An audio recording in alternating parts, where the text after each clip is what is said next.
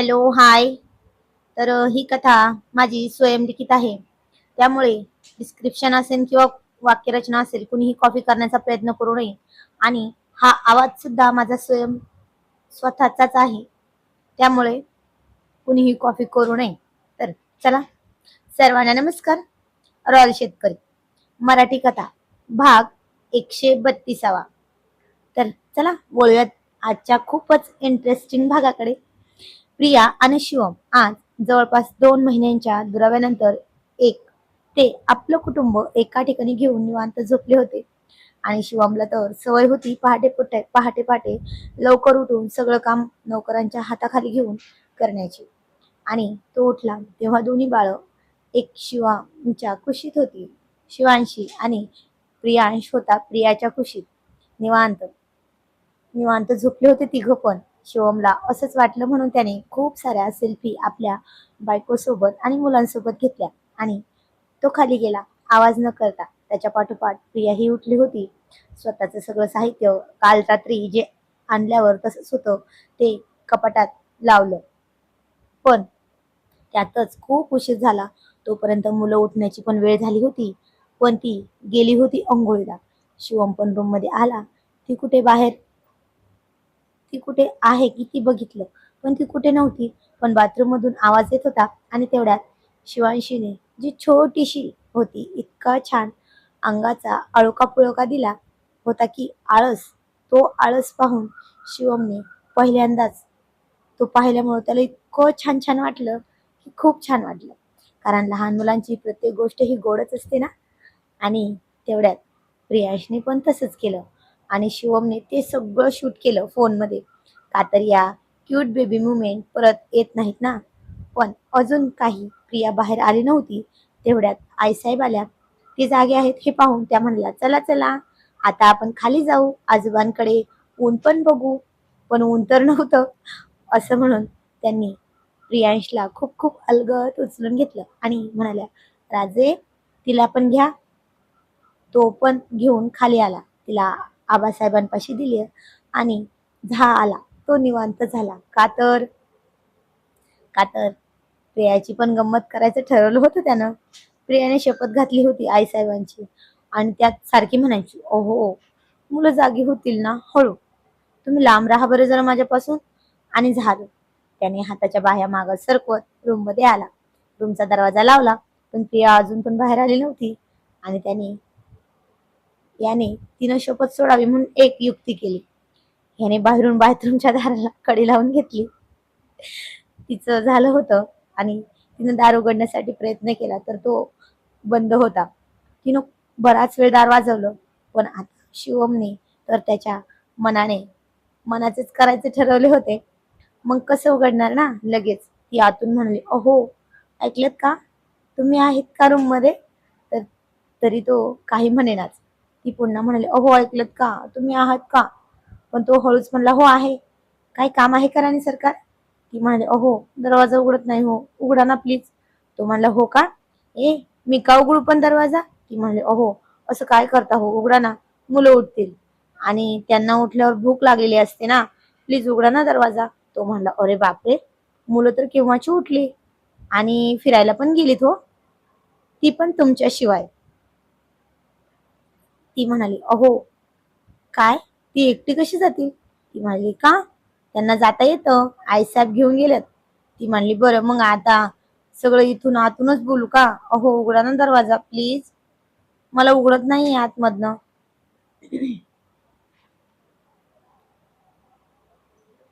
तो म्हणाला, उघडतो पण त्या बदल्यात तू माझी शपथ सुटली असं म्हण, मग विचार करेल. ती म्हणाली, नाही हा, कडू कारले कुठचे, नाही म्हणणार मी तसं. तो म्हणला, हो का, मी कडू कारले आहे पण तू माझी काजू कतली आहेस, एवढं लक्षात असू दे. ती म्हणली, अहो प्लीज उघडा ना दरवाजा. तो म्हणला, नाही आधी सांग शपथ सुटली. ती म्हणाली, नाही. काटेरी वांग कुठले, नाही नाही सुटली तुमची शपथ. तो म्हणाला, पण मी काटेरी वांग असू दे, तू माझी कंदी पेढा आहेस. ती म्हणली, अहो तुम्ही काटेरी फणस आहात. तो म्हणला, तू माझी गुलाबजाम. आता असं भांडण बराच वेळ चालू होतं. ती म्हणली, अहो प्लीज उघडा ना. तो म्हणला, नाही म्हणजे नाही. ती म्हणली, ठीक आहे नका उघडू. कडू गवत कुठले? तो म्हणला हो. हो का? पण तू ना माझ्या आईसाहेबांच्या हातची पुरणपोळी आहेस. ऐकलीत का? आणि ते ऐकून ती जरा हसून तिला जरा हसू आलं. कारण आईसाहेबांच्या हातची पुरणपोळी म्हणजे खूपच भारी ना, सगळ्यांच्या आवडीची. ती आतून एकदाच हळूच म्हणाली, सुटली शपथ. आणि ती आता तो दारापाशीच होता की काय कुणास ठाऊक. तिने इतकं हळू बोललं त्याने लगेच ऐकलं आणि दरवाजा उघडला. आता ती बाहेर आली, पण जरा नजर चोरीतच बाहेर आली. कारण साडी तर बाहेर होती, फक्त अर्धेच कपडे घातलेले होते. त्याची शपथ पण सोडून दिली होती. तिने आता त्याला अडवण्याचा प्रश्न येतच नव्हता. तो पण दाराजवळ भिंतीवर खांदा टेकवून हाताची घडी घालून उभा होता. पण तिला पायापासून ते डोक्यापर्यंत निहाळत होता. का तर आता पहिल्यासारखी ती प्रेग्नेंट होती. तेव्हा खूप गुबगुबीत दिसत होती ना, आणि आता खूप छान दिसत होती. कारण थोडीशी तब्येत होती डिलिव्हरी नंतरची सुकवाशाची. त्यात पण खूप छान वाटत होती. तिनं टॉवेल अंगावरचा बाजूला करून साडी घालायला सुरुवात केली. पण तिला माहीतच होतं की शिवम तिच्याकडेच बघतो आहे म्हणून ती नजर उचलून सुद्धा मागे बघत नव्हती. का तर एकदा की नजरेला नजर भिडली की जे नको आहे इतक्यात, का तर मुलांचं पोट भरण्यासाठी व्यत्यय येईल ना. हे दोघं एकत्र आले की त्यापेक्षा दूर राहिलेलं बरं. दूध उडणारच नाही ना. पण झालं, उलटेच झालं. तिनं सगळं आवरलं. तिनं तरी तो काही जवळ आला नाही म्हणून तिनेच मागे बघितलं. तर याने इतकी सुंदर स्माइल दिली की तिच्या तसं त्याच्या गालावर खळी पडली. आणि ते पाहून ती जरा हसली. का तर तिला खूप आवडायची ना त्याची ती खळी. तो म्हणला, काय हो राणी सरकार, तुम्ही का मागं बघितले? तुमच्या मनात काहीतरी होतं का? ती पण हसून म्हणली, नाही हो, तसं काही नाही. मग शिवमने जवळ येऊन तिला जवळ ओढून घेत म्हणाला, मग कसं होतं हो, आम्हाला तरी सांगा ना. असं म्हणून डोळा मारला. पण आता पण आमच्या तर मनात होतं की ही कवळी काकडी अजून पण जशीच्या तशी आहे, असं म्हणून त्याने तिला भिंतीवर एकदम चिटकून दाबली. तर ती पण हसून म्हणाली, नाही हो, तसं काही नाही.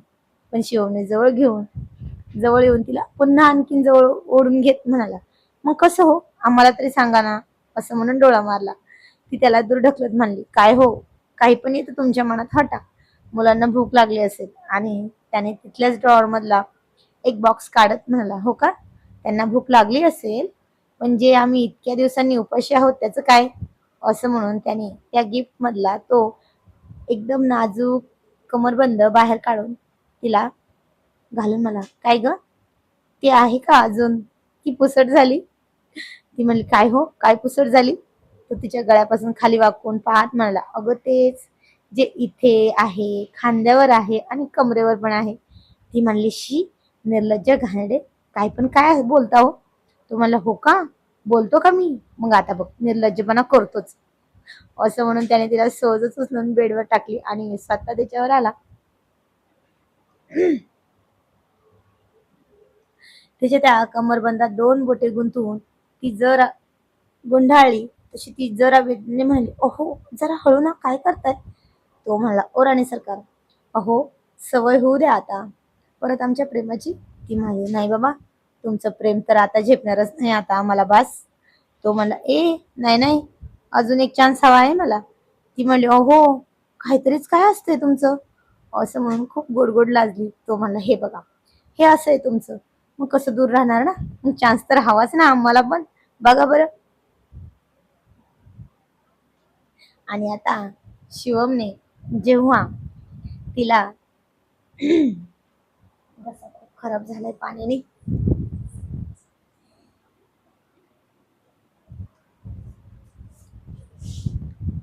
पण आता जेव्हा शिवमने तिला बेडवर अलगट टाकलं होतं तेव्हा प्रियाच्या काळजाची धडधड वाढली होती. त्याच्या हातांचा त्या नाजूक कमरबंदावरचा स्पर्श तिच्या कमरेला एक वेगळी शिरशिरी देऊन गेला. शिवम तिच्या अगदी जवळ वाकला होता. त्याच्या श्वासांचे उष्ण स्पर्श तिच्या गालावर उमटत होते. अहो, अहो, प्लीज सोडा ना, आईसाहेब खाली वाट पाहत असतील, प्रिया लाजत म्हणाली आणि नजर चोरली तिनं. शिवमने तिचा चेहरा आपल्या हातांच्या तळव्यात धरला आणि तिची नजर आपल्या नजरेत भिडवली. त्याच्या त्या गालावरच्या खळीमध्ये प्रिया नेहमीप्रमाणेच हरवून गेली होती आणि खूप खूप गोड गोड लाजत होती. आणि ते पाहून शिवमला राहवतच नव्हतं. 2 महिन्यांचा विरह होता. शिवम हळूच म्हणाला, आईसाहेबांनी मुलांना सांभाळलंय ना गं. आज कित्येक दिवसांनी ही गवळी काकडी माझ्या हात जवळ आली. तिला इतक्या सहजासहजी थोडीच जाऊ देणार आहे मी, सांग बरं. त्याने तिच्या खांद्यावर असलेला तो तीळ पाहिला आणि तिथे प्रेमाने स्पर्श केला. आता त्याचा प्रेमाचा स्पर्श प्रियाला होताच तिने डोळे मिटून घेतले. वातावरणात एक वेगळीच ओढ निर्माण झाली होती. बाहेर पावसाच्या सरी हलका हलका येत होत्या आणि आत या दोघांच्या प्रेमाचा दरवळ पसरत होता. प्रियाने आपला हात शिवमच्या मानेभोवती न म्हणून गुंफवलाच आणि म्हणाली, तुम्ही खरंच खूप हट्टी आहात हो. पण या हट्टीपणामुळेच मी तुमच्या प्रेमात पुन्हा पुन्हा पडते. शिवम तिच्या कपाळावर एक लांब चुंबन घेतलं. तो क्षण आता होता जिथे वेळ जणू थांबली होती. मुलांचा आवाज खाली येत होता, पण या खोलीत मात्र फक्त दोन जीवांचं अतूट प्रेम आणि एकमेकांबद्दलची ओढ शिल्लक होती.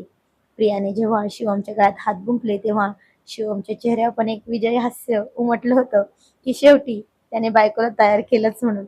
बेडवर विखुरलेले तिचे केस ते ओले होते आणि त्यातून येणारा तो शॅम्पूचा मंद सुगंध शिवमला वेड लावत होता.